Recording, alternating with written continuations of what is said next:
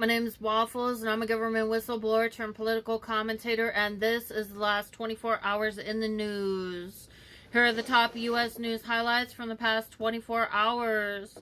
The gross old man who paints himself orange left the G7 summit early amid Middle East escalation. The gross old man who paints himself orange departed the G7 summit in Canada ahead of schedule, citing intensifying Israel-Iran conflict. He demanded that civilians evacuate Tehran, warning of potential Israeli strikes. Meanwhile, European leaders attempted to restart nuclear talks with Iran, though the gross old man, who paints himself orange, refused to endorse the G7's joint statement on the crisis. Saboteur Johnson postpones Israeli trips. House of Representatives saboteur Mike Johnson has delayed his planned June 22nd visit to Israel amidst serious concerns over the Israel-Iran military standoff. The U.S. State Department also elevated travel warnings to level 4, do not travel for Israel. ABA sues the gross old man who paints himself orange's administration over legal intimidation. The American Bar Association has filed a federal lawsuit alleging the White House is intimidating law firms through executive orders aimed at their representation. The ABA argues that these tactics threaten constitutional protections and the rule of law. Senator Tim Kaine moves to curb war powers. Senator Tim Kaine introduced legislation to prevent the gross old man who paints himself orange from using military force against Iran without congressional approval, reviving long-standing concerns about executive military authority. Markets tick higher on ceasefire optimism. U.S. equity markets edged up Monday as oil prices eased slightly amid optimism for a ceasefire in the Israel-Iran conflict.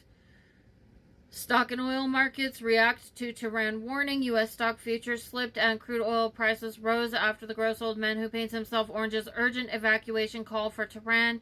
Investors remain jittery over the potential for U.S. involvement in a broader Middle East conflict. Market summary: the S&P 500 SPY closed at 602.68, which is up 0.94%, which is plus 5.63 points from Monday's close, equaling a strong rebound after recent dips. Dow Jones DIA finished at 426.28, gaining 0.82%, which is plus 3.47 points, reflecting positive investor sentiment. Nasdaq QQQ closed at 534.29, rising 1.38%, which is plus 7.30 points, led by strong performance in tech stocks. Geopolitical relief fears over Middle East escalation eased slightly, helping markets recover from yesterday's dip. Well, technically that would be Friday. Oil prices fell over 1%, reducing inflation fears and boosting equity sentiment. Tech gains: Nasdaq's 1.5% climb marked its best daily gain since late May, led by strong momentum in chipmakers and software companies. Here are the top international news headlines from the past 24 hours. Middle East conflict. Israel-Iran escalation. Intense military actions persist. Israel's airstrikes have killed over 400 people in Iran, including nuclear scientists and intelligence chiefs, while Iran's missile attacks in Tel Aviv, Haifa, and Jerusalem have killed at least 14 Israelis and injured hundreds. Israeli strikes hit critical Iranian infrastructure, including the state broadcaster and uranium enrichment facilities. Diplomacy struggles. European ministers urged Iran to resume nuclear talks, but Iran continues its military campaign. French President Macron confirmed the U.S. extended a ceasefire offer. Global markets hold steady amid conflict. Geopolitical fears initially spiked oil prices last week, but crude has since cooled about $72.40 a barrel. Despite ongoing conflict, global equities and bond markets remain stable. Weakening risk appetite helped the U.S. dollar strengthen, while gold and treasuries saw safe haven inflows. Major central bank FED, BOJ, SMB are underway this week, limiting transformative moves amid uncertainty. Ukraine under attack. Russia launched waves of drone and missile strikes in Kiev overnight, causing fires, structural damage, and injuring up to 16 people, including a U.S. citizen. Multiple residential zones, including a kindergarten, were targeted, while air raid alerts remained in effect for hours. Diplomatic and strategic moves during the G7 summit. European ministers pressed Iran to return to nuclear talks. Iran responded it will prioritize countering Israel before resuming diplomacy. Meanwhile, the U.S. had issued a Tehran evacuation notice, even as the Pentagon clarifies no direct U.S. military action is planned.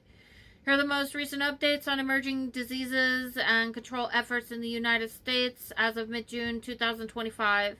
Nimbus NV181 COVID-19 variant, a new Omicron subvariant called Nimbus, is now the second most prevalent strain in the U.S., detected in at least 14 states, including New York, New Jersey, Massachusetts, and likely Connecticut. Cases are underreported. Wastewater data indicates ongoing low-level spread. Symptoms mirror prior Omicron variants, fever, cough, and sometimes a razor blade sore throat. Precautions: maintain hand hygiene, wear masks in crowded settings, and receive updated COVID boosters.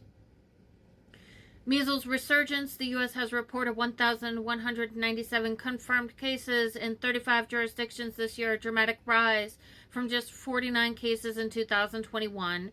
Most affected states would be Texas, which has 744 cases and 2 child deaths. New Mexico, 81 cases and 1 death. Kansas, 72 cases. K-12 vaccination rates have fallen, prompting expanded CDC toolkits, including vaccination decision aids, summer camp checklists, and wastewater surveillance. Health alert issued for traveler with measles at Dulles Airport. The CDC urges MMR vaccinations and awareness of exposure windows. Dengue threat. Dengue remains a concern in U.S. territories like Puerto Rico, the U.S. Virgin Islands. Domestically, cases have appeared in Florida, California, and Texas. In 2025, over 760,000 global cases occurred in the Americas, a 15% surge above the average. CDC has issued a health alert emphasizing the need for enhanced testing and mosquito control measures. Salmonella outbreak. Pistachio cream. A multi-state outbreak of salmonella is linked to Emmick brand pistachio cream. 4 illnesses reported, 1 hospitalization. The CDC advises discontinuing consumption of batches with the use by date of October 19th, 2026 and cleaning services per FDA recommendations. Whooping cough, pertussis surge. So far in 2025, the U.S. has 8,485 cases of pertussis, double last year's count. This marks resurgence post-pandemic, driven by vaccine hesitancy and reduced immunization rates. CDC continues to stress vaccination for pregnant individuals, children, and adults. Boosters every 10 years. Tuberculosis spike in Kansas. Kansas reported a 113 TB cases in 2024, up from 51 in 2023, the largest TB outbreak in the United States since 2028. As of January 2025, 68 active cases and 88 latent cases concentrated in Wyandotte County. Ongoing public health intervention and contact tracing efforts are in place. What you should do: stay vaccinated. Practice good hygiene, especially during outbreaks. Monitor CDC updates, outbreak notices, and travel alerts.